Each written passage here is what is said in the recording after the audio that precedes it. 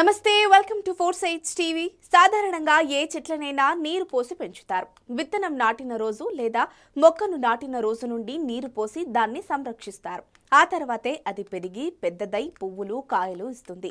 అయితే నీటితో కాకుండా ఏకంగా పాలతో మొక్కలను పెంచితే, అందులోనూ పండ్లలో రారాజైన మామిడిని పాలతో పెంచితే ఎలా ఉంటుంది? ఇదిగో అచ్చు దుధియా మాల్దా లాగా ఉంటుంది. అసలు ఈ దుధియా మాల్దా ఏంటి? దీన్ని పాలతో పండించడం వెనక కథ ఏంటి? దీనికున్న క్రేజ్ ఏంటో తెలియాలంటే ఈ స్టోరీ చూడాల్సిందే. దుధియా మాల్టా మామిడి పండులో విత్తనం చిన్నగా ఉంటుంది.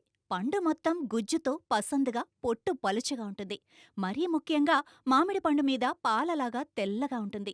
ఈ పండు గురించి భారతీయులకు ఎంత తెలుసో ఏమో కాని ఈ పండు ప్రత్యేకత, దీని రుచి 33 దేశాలకు తెలుసు. భారత్లో పాట్నాలోని బీహార్ విద్యాపీఠ్లో ఉన్న మామిడి తోటలో ఈ మొక్కలు పెరుగుతున్నాయి. లక్నోకు చెందిన వ్యక్తి నవాబ్ ఫిదా హుస్సేన్ పాకిస్తాన్లోని ఇస్లామాబాద్లోని షా ఫైసల్ మసీదు ప్రాంతం నుండి ఓ మామిడి మొక్కను తీసుకొచ్చి పాట్నాలోని దిషూలో నాటాడు. అప్పట్లో నవాబ్ సాహిబ్కు ఆవులు దండిగా ఉండటంతో వాటి పాలు మిగిలిపోతే ఆ పాలను మొక్కలకు పోసేవాడు. క్రమంగా మామిడి మొక్క పెరిగి పెద్దదై కాయలు కాసింది. ఆ కాయలు అమితమైన రుచి ఉండటంతో వీటికి డిమాండ్ ఏర్పడింది.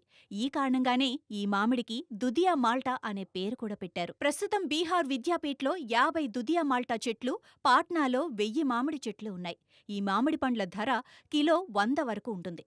గత ఏడాది ఈ మామిడి పండ్లను 33 దేశాలకు ఎగుమతి చేశారు. ప్రధాని, రాష్ట్రపతి నుండి ఎంతోమంది నేతలకు ప్రతి ఏడూ ఈ మామిడి పండ్లు పంపిస్తున్నారు.